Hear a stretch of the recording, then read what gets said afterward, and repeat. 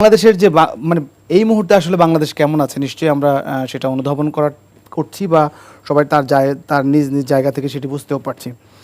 হাদির বিদায় হলো গতকাল এবং হাদিকে বিদায় দেওয়া হলো। আজকে জামাত নেতারা বললেন যে হাদিকে হত্যাকারীদের বিষয়ে এখনও দৃষ্টান্তমূলক, অর্থাৎ প্রধান উপদেষ্টা হাদির জানাজায় যে বক্তব্য দিয়েছেন সেখানে বিচারের বিষয়ে সুনির্দিষ্ট কোনো বক্তব্য দেননি, এটিতে তারা হতাশ হয়েছেন।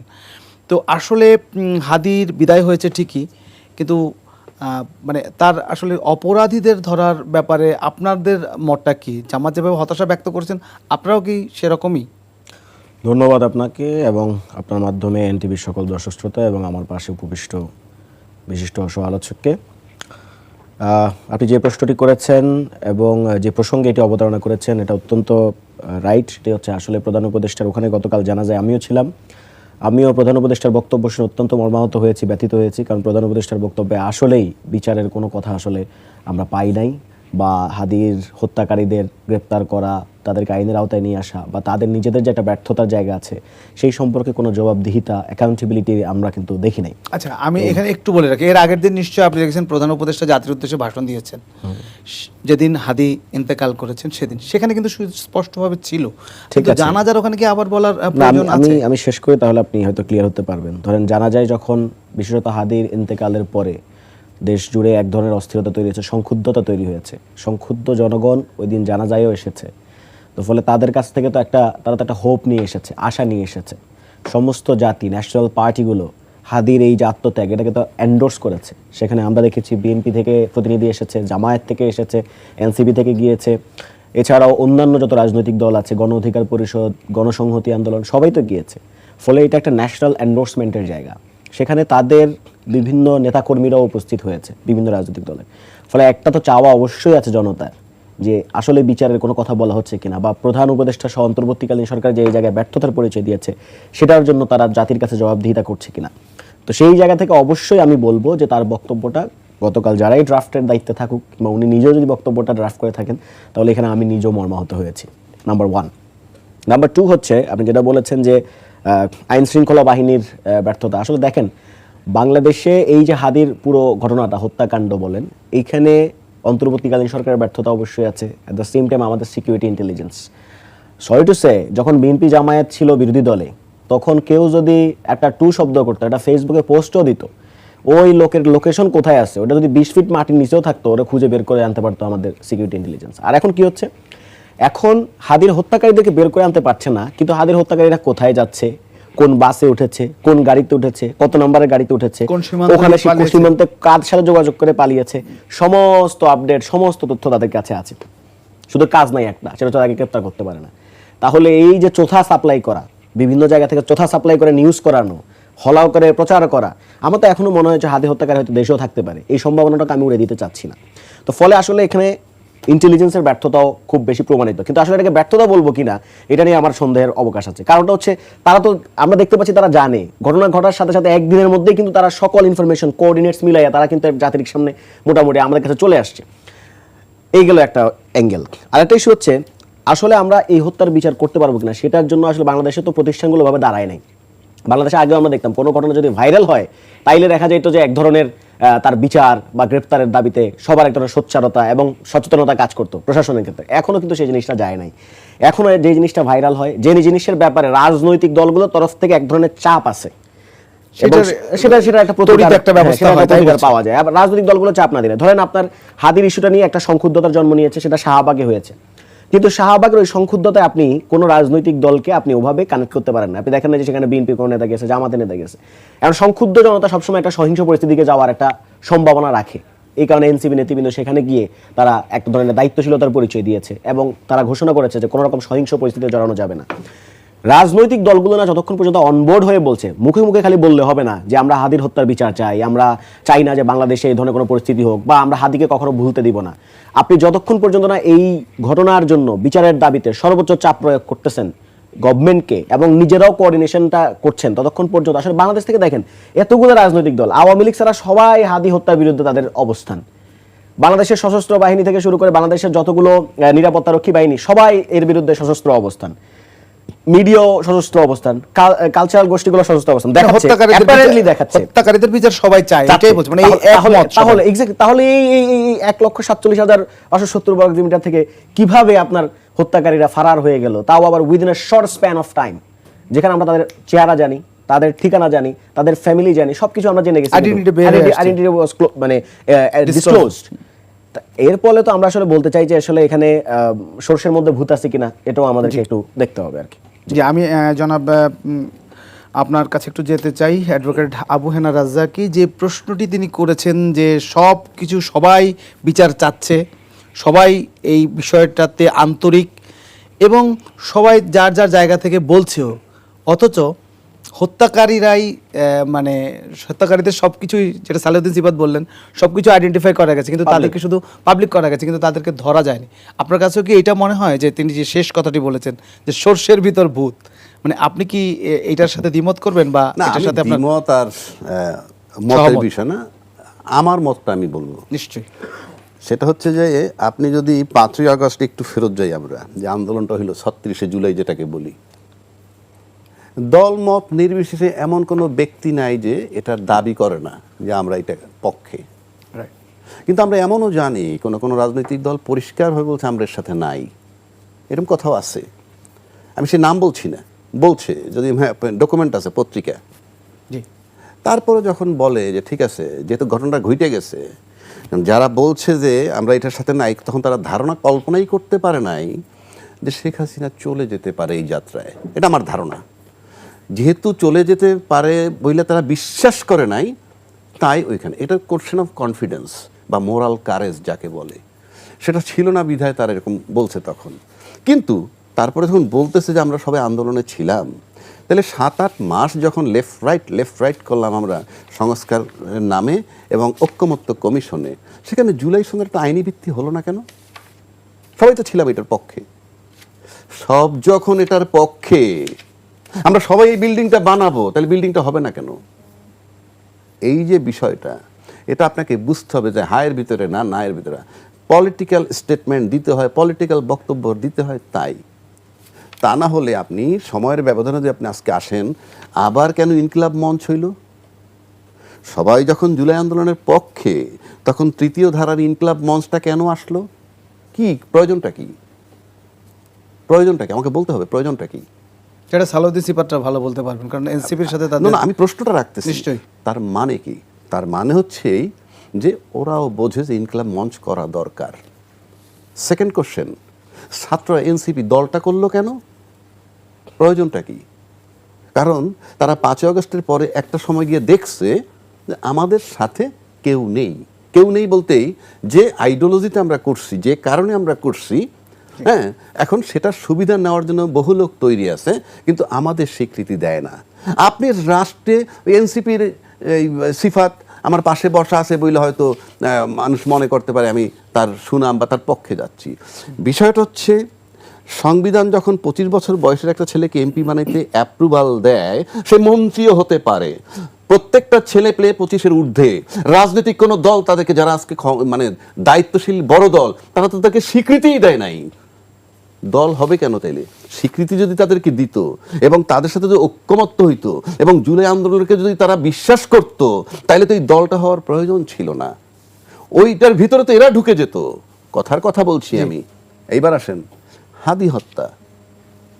হাদি হত্যার পর কি ওপিনিয়ন হয়েছে? বাংলাদেশ সিইসি বলছে এটা বিচ্ছিন্ন ঘটনা। স্বরাষ্ট্রমন্ত্রী বলছে 50 লক্ষ টাকা পুরস্কার ঘোষণা। পরে সিইসির পক্ষ থেকে একটা বিজ্ঞপ্তি বা বিবৃতি দেওয়া হয়েছে। একই কথাই, আপনি যা খুশি তাই বলেন। রেসপন্সিবল লোক, হু আর ইউ টু সে? আপনি সিইসি তো কিছু আপনি তাহলে এত পরিপক্কতা না দেখে আপনি বলতেন ইয়েস, আইন শৃঙ্খলা মানে দায়িত্বটা আপনার দায়িত্ব না। স্বরাষ্ট্রমন্ত্রী 50 লক্ষ টাকা পুরস্কার, এটার মানে হচ্ছে কি? এটাকে ঢাকা হচ্ছে।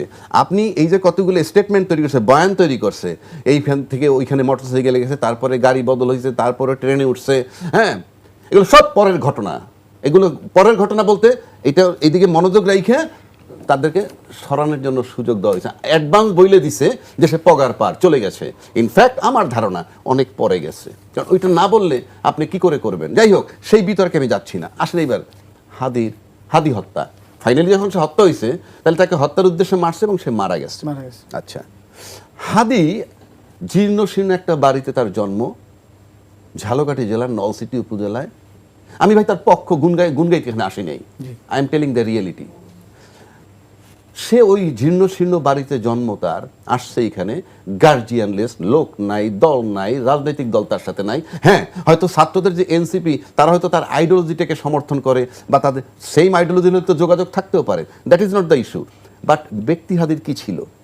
রাস্তার মধ্যে দেখি তাদের টাকা দিচ্ছে, সেটা পকেটে নিচ্ছে, হাসতেছে, টাকা নিচ্ছে। সে মুসাফিরের মতো একটা লোক, বোঝা যায় মুভমেন্ট, পোশাক সবকিছু বোঝা যায়। এই যে মুসাফির একেবারেই সাধারণ। মুসাফির শব্দটা কিন্তু খুব কঠিন। আপনি বলতে পারেন ফকির, ফকির গরিব না, ফকির, ফকির শব্দ অন্য। তো ও এই যে মিসকিনের মতো চলা, তার মুসাফির, he was accepted by the almighty. আপনি এইবার আসেন, ওই ব্যাখ্যাটা আমি পরে যাই। হাদিকে হত্যা করলো কেন? আবার প্রথম আলোতে আগুন দিল, তারপরে এটার নাম কি, ডেইলি স্টার, আগুন দিল।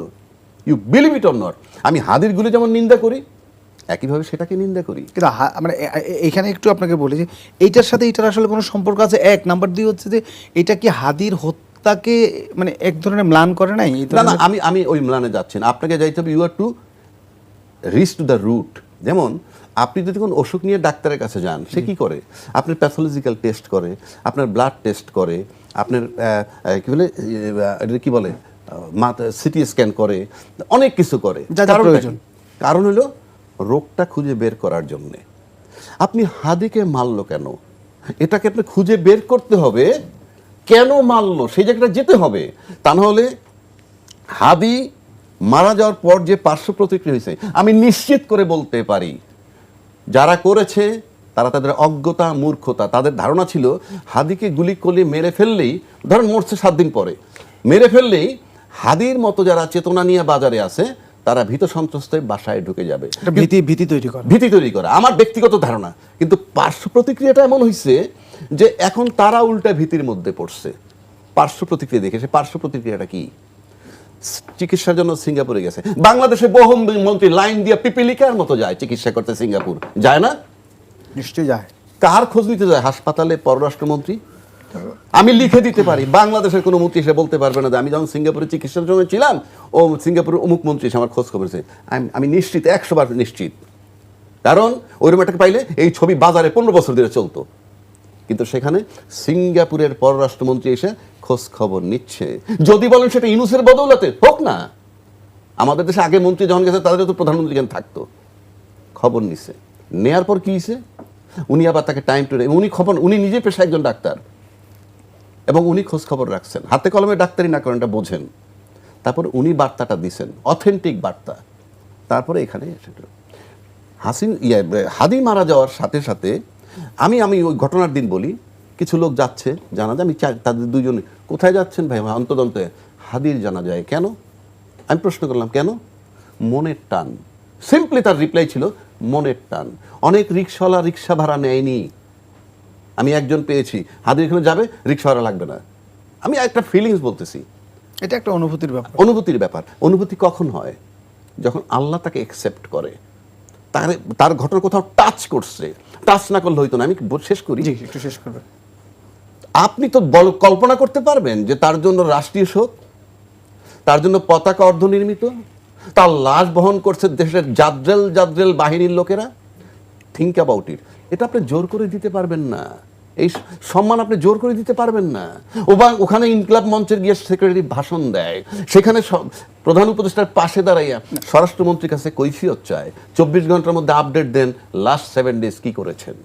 এই যে বিষয়গুলা, এগুলো আল্লাহর তরফ থেকে আসছে। এই বিষয়টা জনাব রাজ্জাককে আমরা বুঝতে পেরেছি এবং আমরা সেটা দেখেছি, লাখো মানুষের যে আবেগ সেটা। কিন্তু আমরা যেটা বলতে চাচ্ছি যে হত্যার বিষয়ে আসলে যে সুনির্দিষ্ট বক্তব্যের কথা বলছে জামাত, এখানে দেয়া হয়নি। এর আগের দিনই প্রধান উপদেষ্টা বলেছেন যে তার হত্যাকারীদের জাতির উদ্দেশ্যে দেওয়া ভাষণ, একটা হাদির মৃত্যুর পর একজন প্রধান উপদেষ্টা জাতির উদ্দেশ্যে ভাষণ দিয়েছেন সেই রাতে, সেখানে হত্যার কথা কিছু বলেনি এবং না, নিশ্চিত করা হবে তিনি বলেছেন। কিন্তু আবার জামাত যেটা বললো যে জানাজার দিন যেটা সিফাতও বললেন, সেদিন আবার বলার কথা বলছেন। আসলে হত্যার বিষয়টা আমি আপনার কাছে জানতে চাচ্ছি, সেই বিষয়টা এখনো খোলাসা হচ্ছে না। হাদির প্রতি মানুষের সিম্প্যাথি, সেটা না, হত্যার বিষয়টা খোলাসা হবে না তো। আমি বলে দিচ্ছি, হত্যার বিষয়টা খোলাসা হবে না, এটার সাথে রাজনীতি সম্পৃক্ত, এটার সাথে পরিষ্কার রাজনীতি সম্পৃক্ত। পরাজিত শক্তি এটা করেছে, কোনো সন্দেহ নেই, আমার ব্যক্তিগতভাবে পরাজিত শক্তি করেছে। তা পরাজিত শক্তি যদি করে থাকে, সে একটা আতঙ্ক সৃষ্টি করার জন্য করছে। এখন পার্শ্ব প্রতিক্রিয়া কিন্তু ব্যাপক হয়ে গেছে, এটার সাথে অনেক কিছু ইন্টারলিঙ্ক হবে। এটা কেউ কেউ বলেছেন, আমাদের প্রয়াত প্রেসিডেন্ট জিয়াউর রহমান সাহেবের যে জানাজার পরে এটা হলো সবচেয়ে বড় বৃহৎ জানাজা, এবং এখান থেকে দুইটা ঘোষণা আসছে। একটা ঘোষণা এলো, এখানকার যে উপদেষ্টা ধর্ম বিষয়ক, উনি বলছেন, আমাদের প্রধান উপদেষ্টাও বলছে, আমাদের অস্তিত্বের প্রতি এটা হুমকি, এই হাদিকে গুলি মারা বা তাকে হত্যা করাটা অস্তিত্বের প্রতি হুমকি। আবার ধর্ম বিষয়ক যিনি, তিনি বলছেন যে হাদি হইল বিপ্লবের প্রতীক। আপনার দুইটা জিনিস মাথায় রাখতে হবে, ওয়ান ইজ অ্যাকসেপ্টেড, দুইটা জিনিস অ্যাকসেপ্ট করা। এক হইল দেশের অস্তিত্বের প্রতি হুমকি, কে বলছে? প্রধান উপদেষ্টা। আরেকজন বলতেছে বিপ্লবী হাদি। এখন আসেন, এটা দিয়ে তৃতীয় ধারা বাংলাদেশে শুরু। কেন তৃতীয় ধারা বললাম?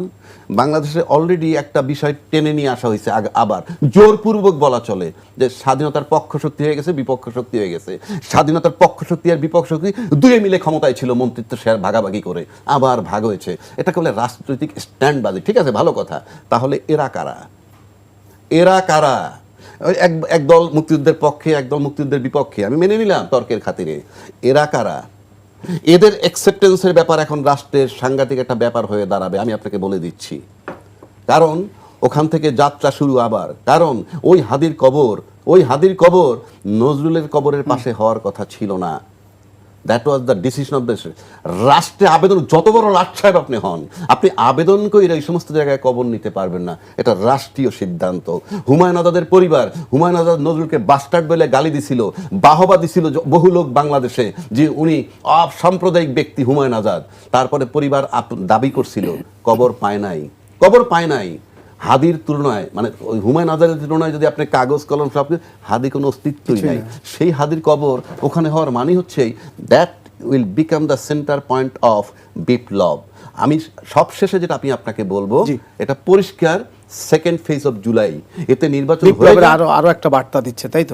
এটা নির্বাচন হোক কি না হোক, আমরা চাই নির্বাচন হোক।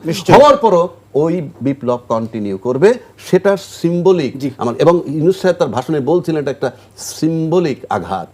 জনাব সালেউদ্দিন সিফাত, আপনার কাছে একটু যেতে চাই। আমরা উদ্বেগের সঙ্গে গত কয়েকদিন হাদি হত্যার পরবর্তী সময়ে বেশ কয়েকটি ঘটনা মানুষের মনে আলোড়ন সৃষ্টি করেছে আগে পরে মিলিয়ে। সেটি হচ্ছে যে খুব দুঃখজনক কয়েকটি ঘটনা। আমরা নিশ্চয়ই আপনারা একটু আলোচনা করেছেন যে দুটি পত্রিকা অফিসে হামলা, অগ্নিসংযোগের ঘটনা, শুধু তাই না, ছায়ানট বা উদীচী এগুলোতেও হামলা হয়েছে। এটি একটি যেমন বিষয় উদ্বেগের কারণ হয়ে দাঁড়িয়েছে, এবং এটি হাদির হত্যাকে অন্যদিকে প্রবাহিত করেছে কিনা, ম্লান করেছে কিনা, যেটা হাদি নিয়ে মানুষের যে আবেগ ছিল সেটাকে অন্যদিকে ভিন্ন খাতে প্রবাহিত করেছে কিনা, এটি একটি প্রশ্ন। পাশাপাশি আরও দুটি ঘটনা, সেটিও অনেকটা সহিংস নৃশংস। সেটি হচ্ছে যে ময়মনসিংহে একজন হিন্দু যুবককে পিটিয়ে হত্যা করে অগ্নিসংযোগ করা হয়েছে, এটি একটি বিষয়। এবং লক্ষ্মীপুরে বিএনপি নেতার বাড়িতে তালাবদ্ধ অবস্থায় আগুন দিয়েছে, এবং তার 7 বছরের কন্যা শিশু আয়শা বাবা বাবা বলে চিৎকার করেছে যখন সে পুড়ছিল। এই বিষয়গুলো কি আসলে নেওয়া যায় কিনা, মানে এই সময়ে এসে এটা কি অন্য কোনো বার্তা দিচ্ছে কিনা? যদিও আমি সবগুলো ঘটনায় নৃশংস বলেই বা সেটা ক্ষমার অযোগ্য একটা অপরাধ বলেই আমি আপনাকে জিজ্ঞেস করলাম, এবং জানতে চাইলাম আপনাদের এনসিপির আসলে অবস্থানটা কি। আমাদের অবস্থান তো ভেরি ক্লিয়ার। আমরা এইসব বিষয়তে সবার আগে পলিটিক্যাল স্ট্যান্স আমাদেরই নেওয়া হয়, এবং সবার আগে ধরেন প্রথম আলোর যে প্রশ্নটি করলেন, প্রথম আলো এবং ডেইলি স্টার, এখানে প্রথমে সবার আগে যে শাহবাগে মাইকে দাঁড়িয়ে বলেছে যে এই ধরনের কোনো সহিংসতামূলক কর্মকাণ্ড করা যাবে না, কোনো প্রতিষ্ঠানের উপর আঘাত করা যাবে না, কারণ শরীফ ওসমান বিন হাদি তিনি গড়ার রাজনীতি করেছিলেন, ভাঙার রাজনীতি না। এই জিনিসটা আমরাই শাহবাগে দাঁড়িয়ে এই কথাটা বলেছিলাম, এবং অভ্যুত্থানের যে দুইজন ছাত্র প্রতিনিধি উপদেষ্টা হিসেবে যোগ দিয়েছিলেন, আসিফ মাহমুদ সজীব এবং মাহফুজ আলম, তারাও স্পষ্ট ভাষায় এই কথাটা বলেছিলেন। এবং পরবর্তীতে তারা দুজন এবং নাহিদ ইসলাম সহ আমাদের অন্যান্য যে নেতাকর্মীরা ছিল, তারা কিন্তু ডেইলি স্টার অফিস পর্যন্ত গিয়েছিল, এবং সেখান থেকে যে প্রবীণ সাংবাদিক জনাব নুরুল কবির, তারপর শহীদুল আলম সাহেব, ওনারা সহ আমরা বের হয়ে আসছি। তো ফলে আমরা তো আমাদের রাজনৈতিক অবস্থান very much clear. I don't know Y যে আমাদের আসলে রাজনৈতিক অবস্থান এত ভালো থাকা সত্ত্বেও বা প্রো পিপল থাকা সত্ত্বেও, বরং আমরা সেন্ট্রিস্ট একটা পজিশনে থাকা সত্ত্বেও, আবার যখন নাহিদ ইসলাম উদীচীতে গেলেন তখন দেখলাম সেখানে কেউ কেউ তাকে জুলাই গাদ্দার বলে স্লোগান দেওয়া শুরু করে দিয়েছে। তো এখন আমরা দুইটা আলাদা আলাদা ট্রেন্ড থেকে জুলাই গাদ্দার শুনতেছি আর কি। একটা হচ্ছে একদম চরম ডান আর একটা হচ্ছে চরম বাম, দুইটাই আলাদা হচ্ছে, আলাদা থেকে বলতেছে জুলাই গাদ্দার। তো আমরা ভাবতেছি আচ্ছা ঠিক আছে, আলহামদুলিল্লাহ আমরা তাহলে ভালো পজিশনেই আছি। তো আমরা আমাদের পজিশনটা এই প্রেক্ষিতে জানালাম। আরেকটা যেটা আপনি ঘটনা বললেন ময়মনসিংহ এর ইস্যুটা, সেই ক্ষেত্রেও আমরা আজকেই আমাদের শাহবাগে একটা কর্মসূচি ছিল, কারণ আমরা এই ইস্যুটা আমরা দেখেছি, পরিলক্ষিত করেছি। যদিও হাদির ইস্যুর পরে অনেক সময় দেখা যেতে পারে যে অনেক সময় অনেক কিছু গণ হয়ে যায়, কিন্তু আমরা এটাকে গণ হতে দেই নাই। আমরা এই জিনিসটা